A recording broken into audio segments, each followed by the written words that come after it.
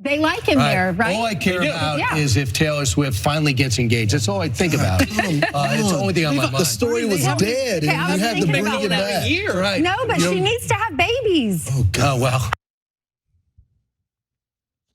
All right, well, the fine people over at Fox and Friends have a lot to say about the personal life decisions of celebrities like Taylor Swift, and somehow the conversation devolved even further from what you've already heard. Needs to have babies. Oh, God, well. I know, we want her to have children. I was going to talk about family. She's in her 30s. That's when you start to like really want children. Right, he's going to need something to do. At least he's just about done, Jason Kelce. Yeah. You watch him, he's not the same player. Well, he's rich. Travis, I should say. Jason already retired. Something changed. The Kelce, yeah, they got rich. They're doing a podcast for like 120 million bucks. God bless him. That's not what Lawrence is talking about. No. He decided that he wanted to be a Swiftie, and now his game has decreased. Okay, I hope it was worth it. Got to make a choice. That's why. That's why I only listen to country. Okay. I don't want to get soft. The fall of every great man is always. Look at Taylor Swift. A woman. Lawrence, she's the #1 entertainer in the world. Yeah. So, Cenk, is the fall of every great man a woman? Is that what happened here? Taylor Swift somehow negatively impacted Travis Kelce's game? So let's break that down. First, I like how AINSLEY EARHART, for all the propaganda she's done for the Republicans and pro men are the greatest. Then he says, "Oh, downfall of every man is a woman." She's like, "Wait a minute, yeah, maybe she's worth it, huh? Oh, you realize you're a woman? Oh, hey, how you doing, AINSLEY? Okay, keep voting Republican. See how it turns out." So on Travis Kelce, is he dropping off because he's dating Taylor Swift, or maybe he's 35? Okay, which is ancient in professional athletics. It is. That's what I hear. Those young guys on defense are so fast. They're impossible to keep up with. 23 years old, 25, 27, etc. So if you don't know professional sports, you're not familiar with it, like Anna. It's true. 35, especially in some sports, is ancient, and especially at some positions. You might be able to play quarterback at 35, but if you're running routes and you got to get separation from one of the fastest people in the country who's 25, good luck. So the fact that he has made it to 35 is unbelievable. And he's, by the way, a 9-time Pro Bowler, 3-time Super Bowl champ, and he's still some games 70 yards, 89. That's this 89 yards this year, right? So what do you want from the guy? Jesus Christ, man! It's a minor miracle he's gotten this far. You think it's because he's dating? Do you think he was not dating anyone before? Oh, he was that he was a celibate NFL star? Is that what you think about Travis Kelce? Okay, so then that brings us to the absurd mythology. There's 2 layers of the mythology, and I'm old enough that I grew up with this stuff. One is, if you're an athlete, don't be with any women. They'll sap you of all of your energy and vitality. Our coaches, when I was in high school, would tell us, now don't do anything with girls before the game, okay? Oh, come on. Really? Oh, you don't know that? No, hold on. I thought this was just a thing when you were growing up, but like literally your coaches would say that? Yes, okay. And so that, and oh my God, and they believe it all over the world. That's not just about America. Wait, hold on. Let's suss this out a little more.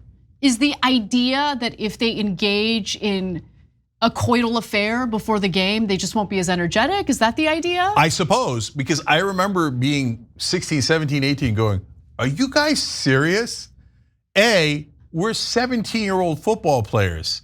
If we get a chance, we're not gonna stop, okay? Yeah. So I don't know who you think you're kidding. Oh no, the big game's coming up. Okay, second of all, they're 17 years old, they'll recharge in 3 hours. I mean, I don't even think it'll take 3 hours. What are you? But mainly, because I was a relatively logical kid, and that's probably why my coach didn't like me. I was like, there is no chance scientifically that is going to sap you of your energy, and 2 days later during the game, you're going to be like, oh, I'm tuckered out. So they believe this insanity all over the world. I bet you huge parts of the country and the world still believe that nonsense. You want to know which days I'm the most energetic and able to withstand this job? I'm worried about the answer. Days when I make the time to get a little exercise in Oh, I see. Okay, so like today I went for a run. And I feel super energetic. Whereas on days when I'm like, no, I have too much work. I got to sit in front of the computer all day. And like, on those days, I want to die. Okay, So look, of course that's nonsense. Okay, it reminds me of the Trump theory. He thinks that you have a certain battery. Basically, you're like a battery. And if you exercise, you run out of battery and you'll die quicker. Okay, he's currently leading. Okay, anyways, but let's get to the biggest one of all. What he couldn't help himself with there and threw in at the end. The downfall of every great man is a woman, period. Not about sports, period, okay? Because that's another one that's been around for as long as I've been alive. Oh, you know about Samson, and Delilah cut his hair, and then he lost all of his power. It's in the mythology, right? Genghis Khan killed by a woman who he slept with. Yeah, after he raped thousands of women, one got him. Okay, he also got thousands of other women that he raped.